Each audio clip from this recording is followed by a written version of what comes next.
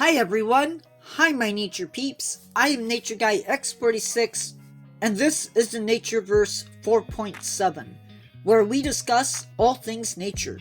Today, we are into our second video in our Subscriber Week videos, and this time it comes from Marie. In the Ukraine, there is a place where humans just cannot be. It's not safe. And we're talking about the Chernobyl exclusion zone. This covers approximately 2,800 square kilometers or 1,800 square miles. If you don't know, this place was the scene of a terrifying accident that turned this place into a nature preserve. In fact, it is the third largest nature preserve in Europe. It was just another day.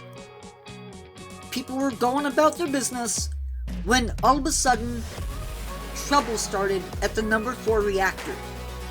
It caught fire and exploded. This went down in the spring of 1986. Around 116,000 people were forced to leave their homes, their businesses, and just go. To keep people safe, the government started a 30-kilometer zone where you cannot enter, at least for long.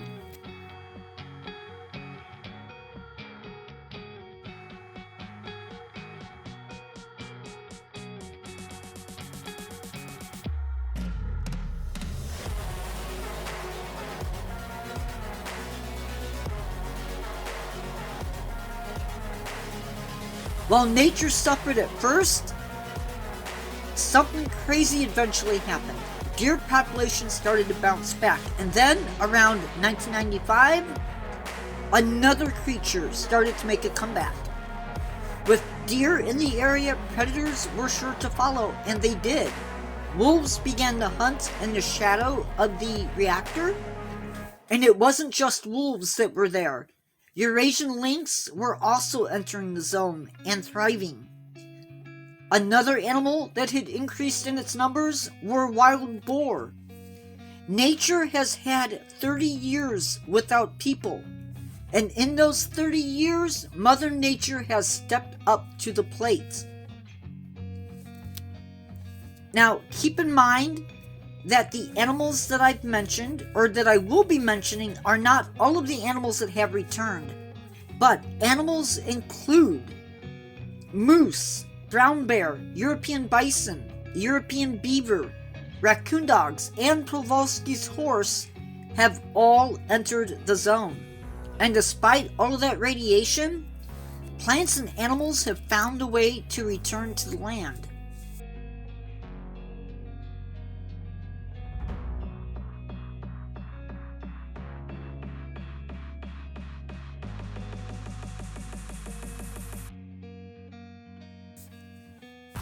Also keep in mind that the animals that are there are returning to a place where they once thrived, or may not have thrived. Scientists agree that humans will not be able to return to this place for 1,000 years at least.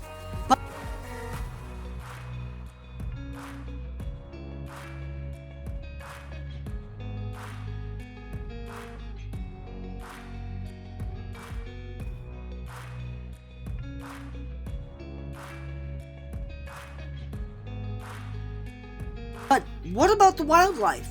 What dangers are they being exposed to if the radiation levels are too high for humans? Our bodies are not that much different than the animals.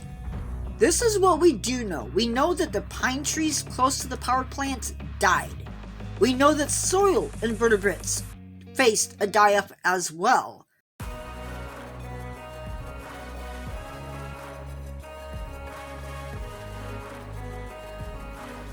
And I'm sure other animals died off too. There's probably cancers that are occurring in animals. In places where the radiation levels are higher, there are fewer species of wildlife. Still, the real question is, what effect does the radiation have on DNA? Humans have already died from cancers associated from the radiation. One would assume that if people are being affected, that the animals too would be affected. We thought that invertebrates wouldn't be affected as badly as they have been, but they have. Plants, though, they're the real surprises. It would seem that plants are more resistant to the damage. Am I saying that plants didn't suffer losses or that they weren't being damaged because of the radiation? Nope, that's not what I'm saying. What I'm saying is that plants seem to be doing better or holding on better, while animals may have taken it a bit harder. One thing is for sure, that animals, and plants at least, have some better populations because of this disaster. And one could say that it's because humans are gone. And that is another thing to keep in mind, is that plants are an important part of the ecosystem. Also keeping in mind that humans kept some of these animals away. Plants are important because they provide energy to all of these animals one way or another. Guys, maybe I didn't go in as depth as some of you might like on this subject, but this is me saying goodbye for now. I will see you in the next one. Goodbye.